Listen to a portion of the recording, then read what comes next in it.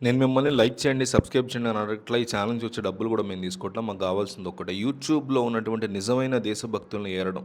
కాబట్టి నిజమైన దేశభక్తులు యూట్యూబ్‌లో ఉంటే కామెంట్ చేయండి. భారత్ మాతాకి జై అని తప్పకుండా మిస్ అవ్వకుండా ప్రతి ఒక్కళ్ళు. ఇంతకు మించి మిమ్మల్ని ఏమి అడగట్లేదు కదా! ఒక కామెంటే కదా! భారతదేశం కోసం అడుగుతున్నాం. సరిహద్దుల్లో మన కోసం పోరాటం చేస్తున్న సోల్జర్స్‌కి సపోర్ట్‌గా అడుగుతున్నాం. సైనికుల కోసం అడుగుతున్నాం. భారత్ మాతాకి జై. దయచేసి ఒక కామెంట్ చేసి వీడియో చూడడం కంటిన్యూ చేయండి. యూరోప్ ఖండంలో, యూరోప్ కాంటినెంట్‌లో ఉంటుంది డెన్మార్క్ అనేటువంటి కంట్రీ.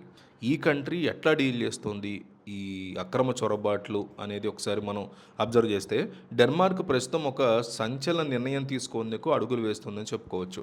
అక్కడ బహిరంగంగా మైకుల ద్వారా అజాన్ చెప్పడాన్ని, అలాగే మసీదుల యొక్క మినార్ల నుంచి 5 పూట్ల పిలుపునివ్వడాన్ని పూర్తిగా నిషేధించడానికి ప్రభుత్వం రంగం సిద్ధం చేస్తున్నట్టు కనిపిస్తుంది. ఈ మైకుల శబ్దాల వల్ల దేశంలో విపరీతమైనటువంటి శబ్ద కాలుష్యం పెరుగుతోందని, అనుమతించినటువంటి పరిమితి కంటే ఎక్కువ శబ్దంతో వీటిని మోగిస్తున్నారు అని అక్కడ పాలకులు భావిస్తున్నటువంటి పరిస్థితి ఉంది. అంతేకాకుండా తమ దేశ ప్రజల యొక్క సంస్కృతికి, జీవన విధానానికి ఈ అజాన్ అనేది అలవాటు లేదని, హఠాత్తుగా మైకుల్లో వినిపించేటువంటి అర్థం కాని భాషలోని ఈ శబ్దాల వల్ల స్థానిక ప్రజలు తెలియనటువంటి ఒక భయాందోళనకు కూడా గురవుతున్నారు అనేది ప్రభుత్వం యొక్క వాదనగా ఉంది.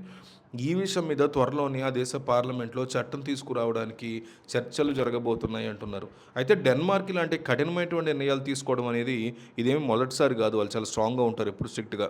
మొదటి నుంచి కూడా వలసదారుల విషయంలో ప్రపంచంలోనే అత్యంత కఠినమైనటువంటి నియమాలు ఉన్నటువంటి దేశంలో డెన్మార్క్ ఎప్పుడు ఒకటిగా నిలుస్తూ వచ్చింది. వలసల నియంత్రణకి వ్యూహాలు, ఆర్థిక పరిస్థితులు అబ్జర్వ్ చేస్తే అవి అంటే పరిస్థితులు బాలేక తమ దేశానికి వచ్చేటువంటి ఇమ్మిగ్రెంట్ల కోసం డెన్మార్క్ ప్రత్యేకంగా ఒక మంత్రిత్వ శాఖని క్లియర్ కట్గా నడుపుతుంది, ఒక సెపరేట్ మినిస్ట్రీని. ఈ శాఖకు సంబంధించినటువంటి మంత్రులు కూడా ఈ విధానాన్ని చాలా గట్టిగా సమర్థిస్తూ ఉండడం ఆసక్తికరంగా ఉంది. రెగ్యులర్గా బహిరంగ మైకుల్లో అజాన్ రావడం వల్ల డెన్మార్క్ సమాజం ఇస్లామిజేషన్ వైపు వెళ్తోందని, తాము దీన్ని ఏమాత్రం కూడా యాక్సెప్ట్ చేయము అని డెన్మార్క్ స్పష్టం చేస్తోంది. విచిత్రమైన విషయం ఏంటంటే, మానవతావాదం గురించి మాట్లాడే నాయకులు కూడా డానిష్ సమాజం యొక్క భవిష్యత్తును దృష్టిలో ఉంచుకొని ఈ నిషేధానికి వాళ్ళు కూడా సపోర్ట్ చేస్తున్నారు. ఇప్పటికీ ఆ దేశ రాజధాని కోపెన్హాగన్తో పాటు చాలా నగరాల్లో శబ్ద కాలుష్య నియంత్రణ పేరుతో మైకుల వాడకం మీద ఆంక్షలు ఫస్ట్ నుంచి కూడా ఉన్నాయి. ఎవరైనా సరే నమాజ్ చేసుకోవాలనుకుంటే మసీదు లోపల శుభ్రంగా చేసుకోవచ్చు. దానికి ఎలాంటి అభ్యంతరం మాకు లేదు. కానీ ధ్వనిని బయటికి వినిపించేలాగా మైకులను వాడడం మాత్రం ఎట్టి పరిస్థితుల్లో కుదరదు అని ప్రభుత్వం తెగేసి చెప్తోంది.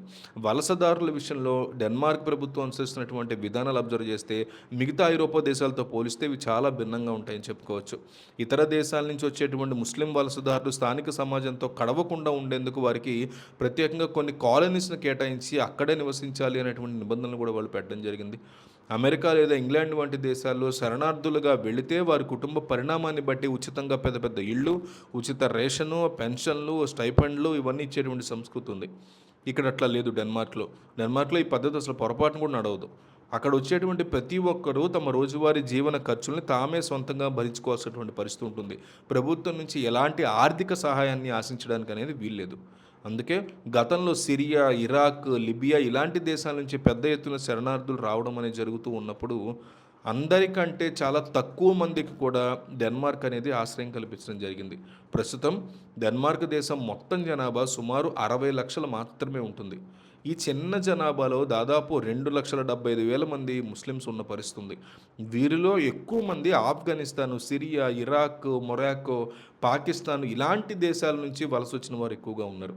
ఇంతమంది జనాభా కోసం అక్కడ దాదాపు 100 వరకు సెపరేట్గా మసీదులు ఉన్నాయి.